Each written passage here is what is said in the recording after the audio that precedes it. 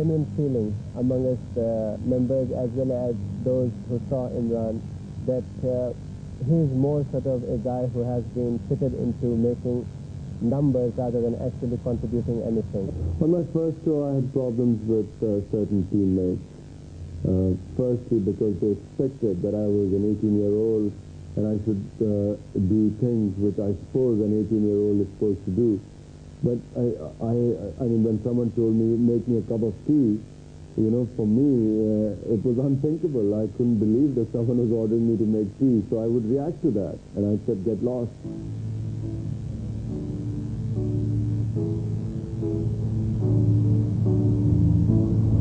England in 1971 was a fascinating place for me. I was so mesmerized by whatever I saw. I mean, this is bearing in mind I'd never been out of Pakistan, hardly even been out of Lahore.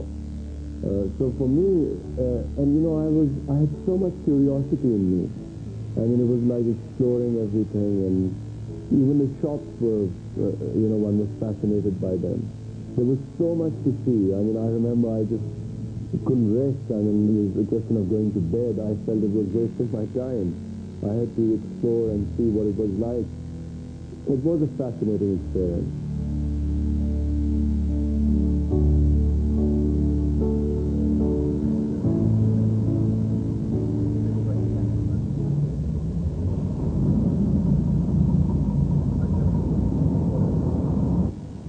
Oxford was, again, the perfect place to do both, play cricket and study. There I'm very fortunate.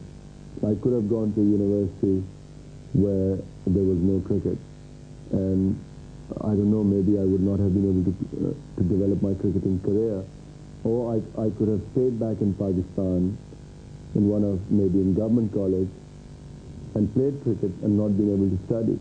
And in my second year at Oxford, when I became the captain, it was the only time in my cricketing career I captained the team except Pakistan.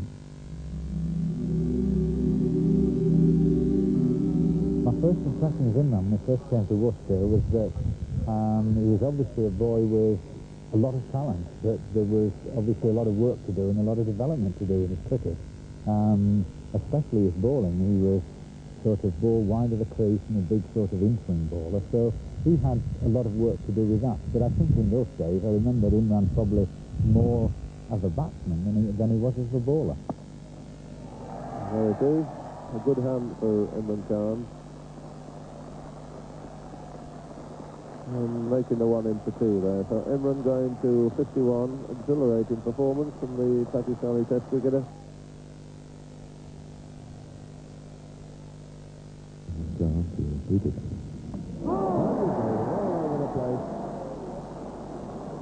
Not surprisingly, very, very doubtful what was going to happen to that ball when it came through at a fairly normal height, and Imran Khan has made the breakthrough.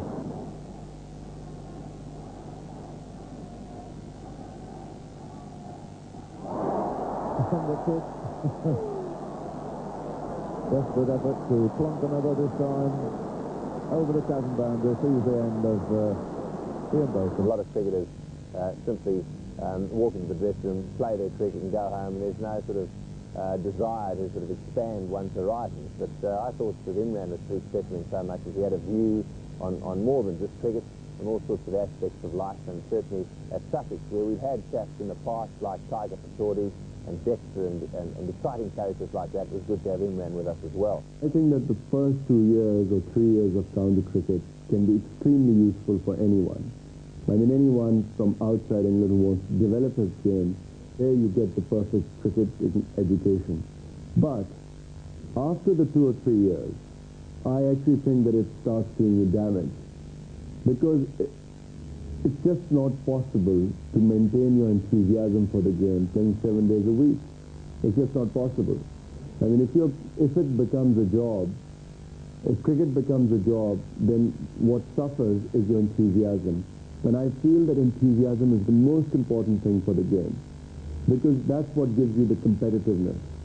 For instance, in Australia, they don't play as much cricket, but whatever cricket they play, it is played with so much enthusiasm and competitiveness that in just 1/3 or 1/4 of the the cricket which is played in Australia compared to England. In one season, they produce better players.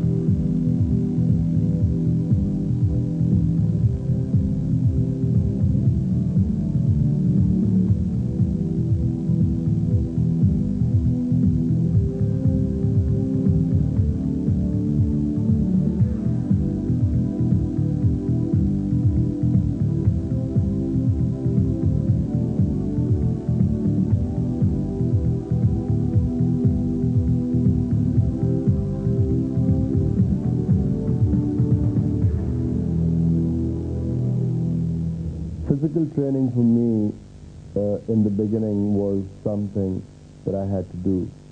I mean, I always, when I was at Aitchison, I was used to playing sport every day because it was compulsory sports in Aitchison. I mean, but apart from the fact that it was compulsory, I loved sport.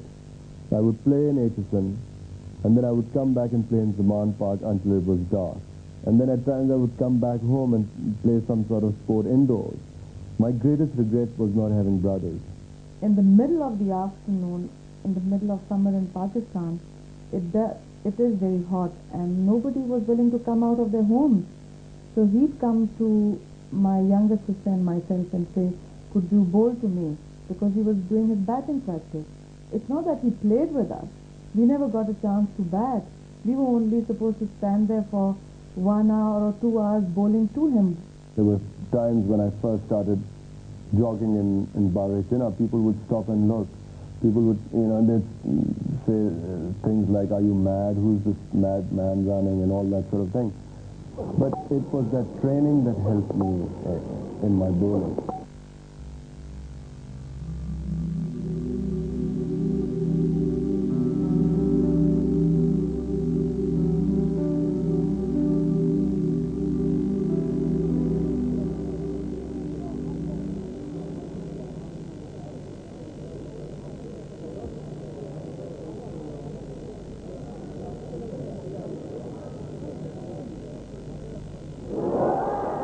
And that out caught behind the partnership to Elton, and at last Imran has got a wicket, and they're all rushing up to congratulate him.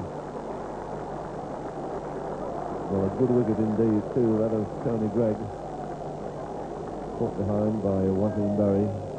The first wicket in Test-match cricket for Imran Khan. It was in 1976 for the first time I realized that I could become a genuine fast bowler. Until then, Worcester used to discourage me from bowling fast. They always insisted that I should bowl line and length. They felt that I had more potential as a medium pacer. I don't think he honestly knew himself quite what potential he had. And in his probably last season with Worcester was the season that he was just starting to believe that he could bowl far and above medium pace. The problem was that my temperament was that of a fast bowler. I could not take getting trashed. Whenever a batsman hit me, there's certain sort of anger used to rise within me, a desire to avenge the insult. And it was from that reason the pace would come.